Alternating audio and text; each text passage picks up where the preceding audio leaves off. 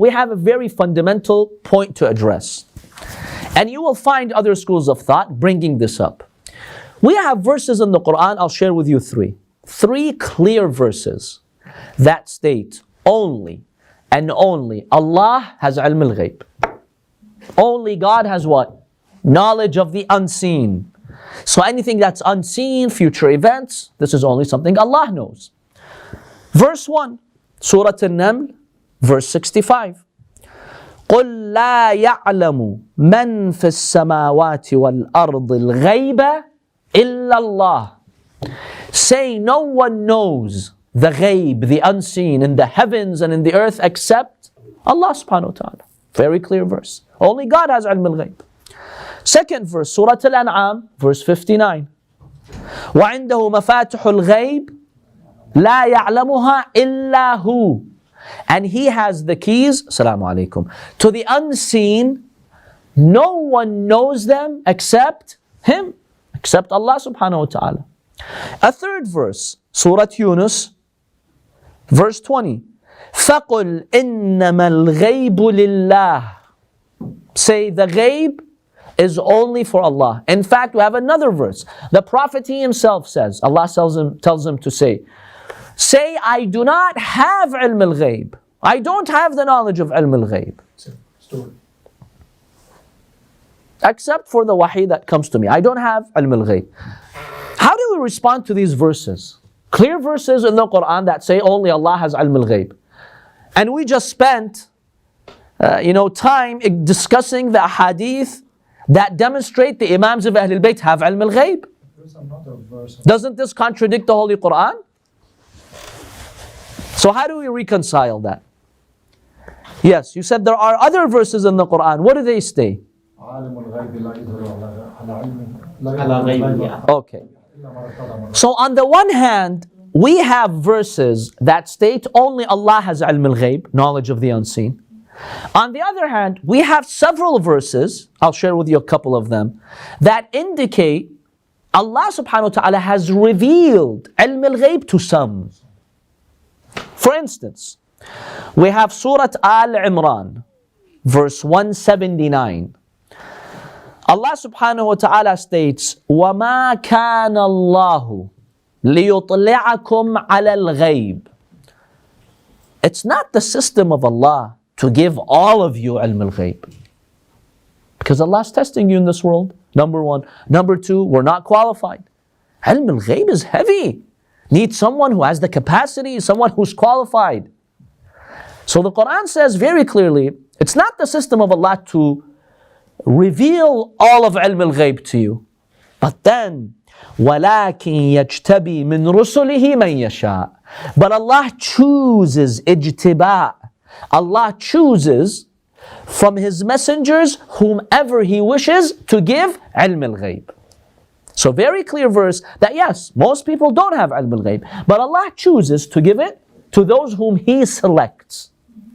That's one verse. Another verse is the one that you refer to, Surah Al-Jinn, verses 26 to 27. Alimul Ghayb. Allah is the knower of the unseen. فَلَا يُظْهِرُ عَلَى غَيْبِهِ أَحَدًا. So Allah does not reveal His ghayb, His ilm al-Ghayb to just anyone, except illa.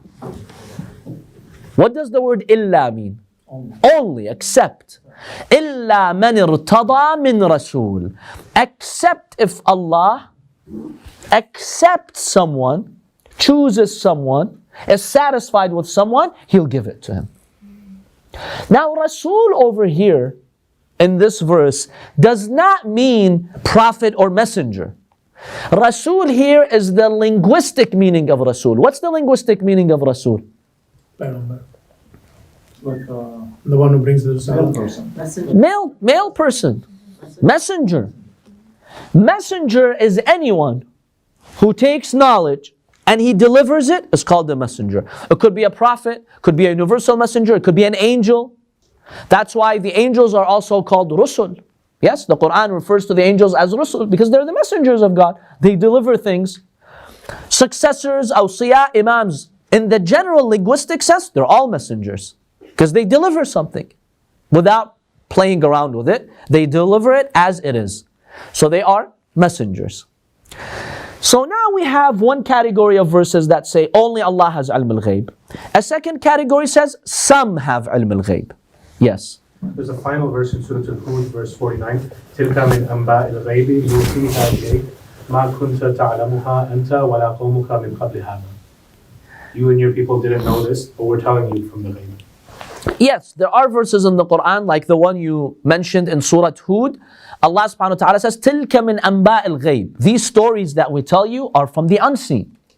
Before, no one knew them. You or your people did not know them.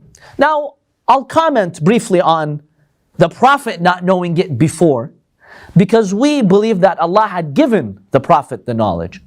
So how do we address a verse like that? So one category of verses says Allah has ilm al-Ghayb, but a second category in the Quran says there is an exception. Some whom Allah selected, He has given them knowledge of the unseen. So to reconcile, we say Allah is the source of ilm al-Ghayb, but He can grant it to whomever He wishes. Prophets, Imams have been qualified to receive the ilm al-Ghayb from Allah subhanahu wa ta'ala. What about those verses that the Prophet says, I don't know ilm al-Ghayb? Or like the one that you referred to. The Prophet, Allah says, before this you did not know it. It was very important for the Quran to communicate to the people that the Prophet did not have independent supernatural powers to have access to ilm al-Ghayb. The Prophet is nothing without Allah. Nothing without Allah. Some people may have been misled when they see the Prophet doing miracles, having ilm al-Ghayb. They might have entertained the idea of worshipping him, like the Christian did with who? With Prophet Isa. Why was Isa worshipped? Because of the miracles he performed. First of all, he had no father. That's a miracle. He revived the dead. He cured the leper and the blind. He did miracles, so people are like, oh, he may be divine. Later on, people came up with this idea, and they had miracles to support their claim.